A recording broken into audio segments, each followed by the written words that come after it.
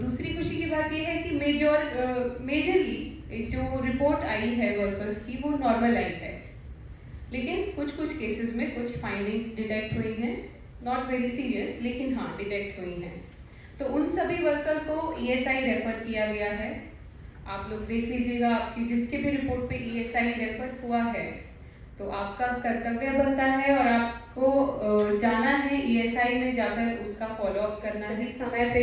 हो सकता है एक छोटी सी बोलते हैं ना प्रेशर की गोली या शुगर की गोली एक दिन में ही खानी होती है, लेकिन फिर भी अगर वो इग्नोर कर दिया तो वो फिर एक बड़ी समस्या के रूप में पनप सकती है। तो वो चीज़ को हम चाहेंगे कि ना हो, स्पेशली हम लोग जो इस हैजार्डस एरिया में काम करते हैं, हमारे लिए अपनी से हैं। आपको ESI जाना है, वहाँ जाके अपना चेकअप कराना है और उसका फॉलोअप रिपोर्ट फिर OHS में दिखाना है। इसमें कुछ भी अगर आपको कोई समस्या है, कुछ मन में प्रश्न है तो आप CNC में पूछ सकते हैं या OHS में भी फॉलोअप कर सकते हैं। आज हमारे बीच उपस्थित हैं बर्नपुर अस्पताल के दो बहुत ही अनुभवी डॉक्टर्स, जोरदार तालियों के बाद ऑक्यूपेशनल हेल्थ स्पेशलिस्ट और इंचार्ज OHS, आप सभी इनको किसी न किसी। और उसके बाद सबसे ज़रूरी बात ये होगी कि उसके बाद हम लोग लेंगे क्वेश्चन आंसर सेशन, जहाँ पे आप चलिए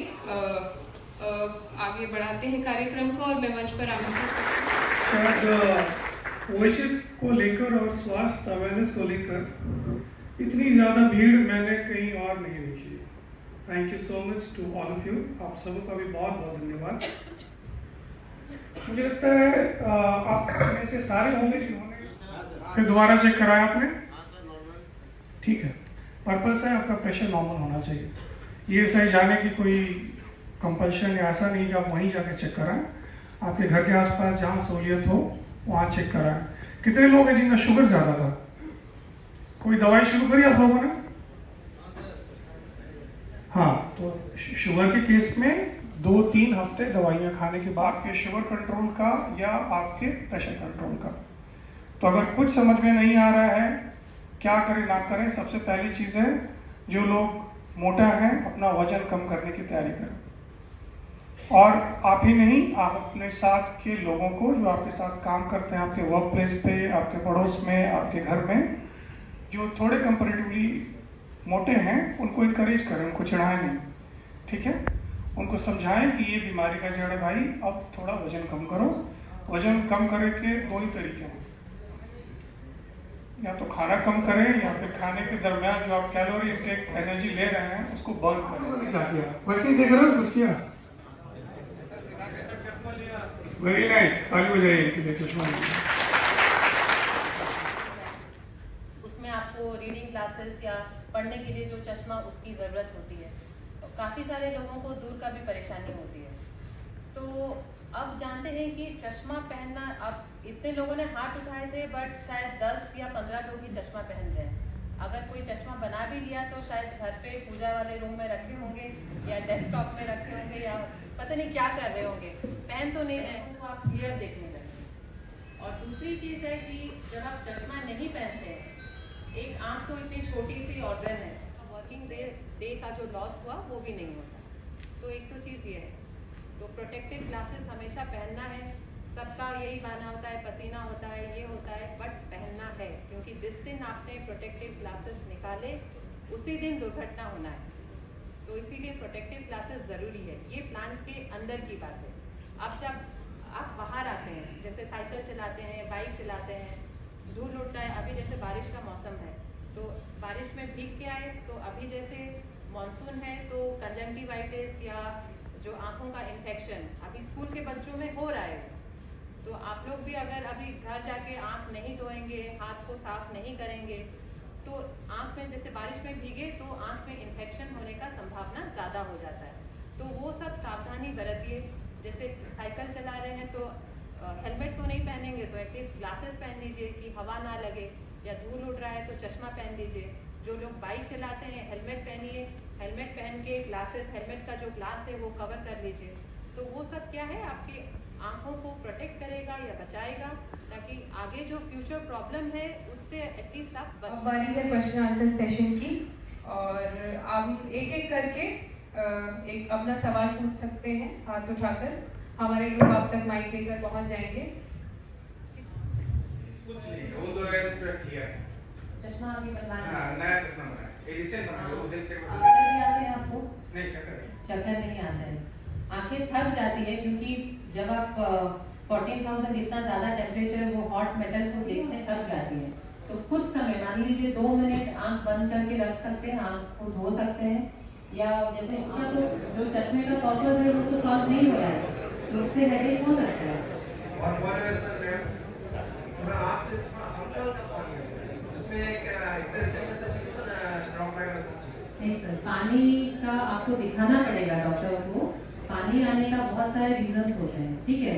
हो सकता है कि आंख में इन्फेक्शन हो, या कभी कभार इन्फ्लेमेशन हो सकता है, या चश्मे का है कि वो चश्मे का नंबर सही ना होने से भी पानी गिर सकता है, इन्फेक्शन होने से भी पानी, वो तो सिम्टम्स दवाई चलेगा या चश्मे का नंबर का चेंज होगा, उस हिसाब से होगा। और क्या एक्सरसाइज कुछ है इसमें? आपका कोई एक्सरसाइज होता है इसमें? एक्सरसाइज हाँ हाँ।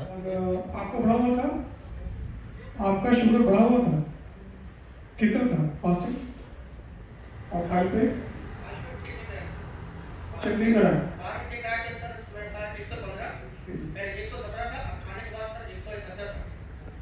ठीक है, क्रॉस चेक के लिए एक बार और कराइए। लेकिन एटलीस्ट हम नाइट करके सभी नाइट करके आए, तो इसमें तो लोगों को फोकस पर दिक्कत होने लगता है। तो ऐसा क्यों है?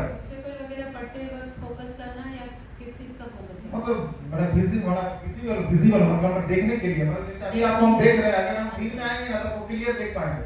अगर नाइट करके आ रहे हैं तो थोड़ा सा दिक्कत हो रहा है। ठीक है, 40 साल के बाद जो लगता है सबको वो रीडिंग क्लास। मेरा 58 तक हो गया। जी सर, तो आप बस जब अगर नजदीक का प्रॉब्लम हो रहा है तो बस नजदीक के टाइम, बाकी नॉर्मल टाइम में यूज करने की जरूरत नहीं है। तो उन लोगों से भी मिल सकते हैं। डॉक्टर साहब बोले कि एक बार प्रेस करके उसके बाद चेकअप करा देंगे। तो चेकअप प्रेस करने के बाद तो 140 की लगता है। क्या हमको दवा देना है? तो सर को मैं बोल सकती हूँ ये आंसर करने के लिए। इतना मैम सवाल करोगे तो फिर वो वही जवाब देते रह जाएंगे। आपका 273 निकला था। डॉक्टर साहब बोले कि दवा नहीं लेके परहेज कीजिए। परहेज परहेज करने के बाद हम चेकअप करा 15 दिन बाद तो 140 की मीठा सामान भी खा सकते हैं, भात भी खा सकते हैं, आलू भी खा सकते हैं। उसे मतलब कि दवा लेना पड़ेगा। नहीं, अगर मैं फिर कह रहा हूँ, अगर फास्टिंग जब आप खाली पेट होते हैं, आपके परहेज करने के बाद परहेज में जो भी करें आप, शुगर इंटेक कम करें, कहा कि इनसे मिलिए, दवाइयाँ चलेंगी, आप सोएंगे और ठीक हो जाएंगे। आपका जो सवाल था इसका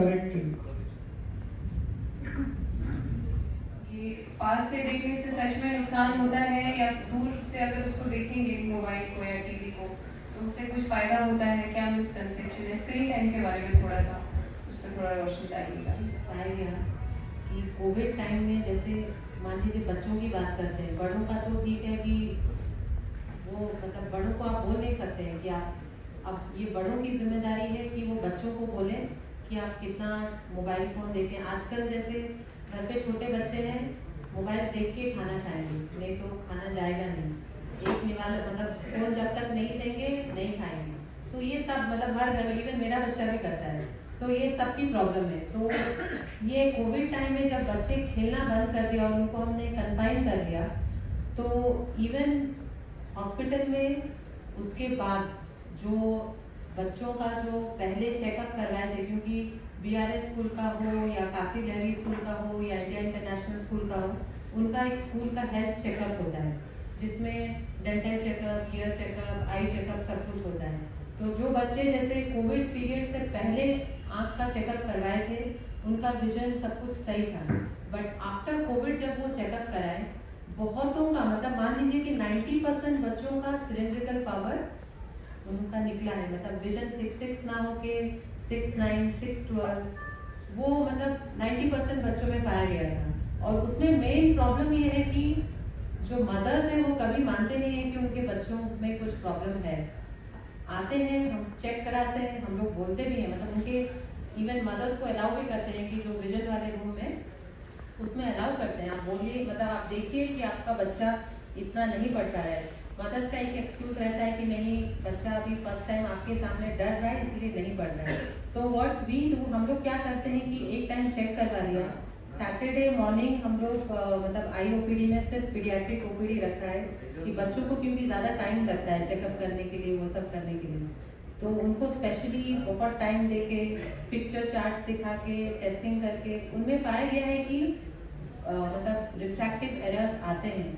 तो और अभी तो स्टडीज भी आ गए हैं बहुत कि जिनका स्क्रीन टाइम ज़्यादा रहता है, मतलब एक कंपैरेटिव स्टडी किया गया था, लाइट वाइट ऑफ करके हम लोग मैसेजेस चेक करते हैं, कुछ वीडियोस देख लेते हैं, वो हर किसी जब भी फ्री टाइम मिलता है तो फर्स्ट चीज़ ये सुबह उठ के शायद फर्स्ट चीज़ हम लोग ये करते हैं कि मोबाइल फोन चेक कर देते हैं।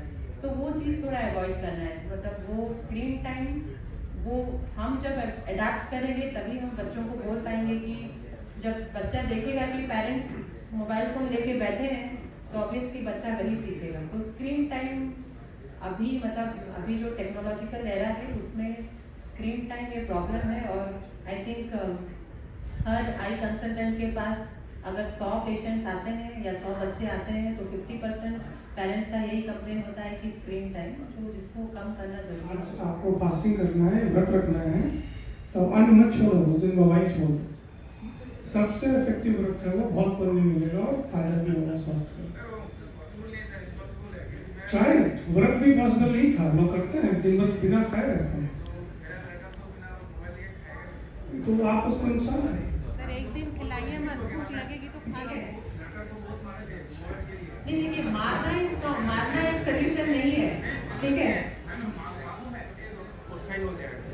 थोड़ा टाइम लगेगा सर, एफर्ट देना पड़ेगा। मैं बता सकती थी लेकिन करना आप ही को है, तो जो भी बताया गया है उसको फॉलो कीजिए। और सबसे जरूरी है फाइंडिंग साइट है तो ESI में जाकर या फिर जहाँ भी आपको जाना है अपने बीमारी पे फॉलो अप कीजिए, उसको इग्नोर मत कीजिए। थैंक यू सो मच आपका टाइम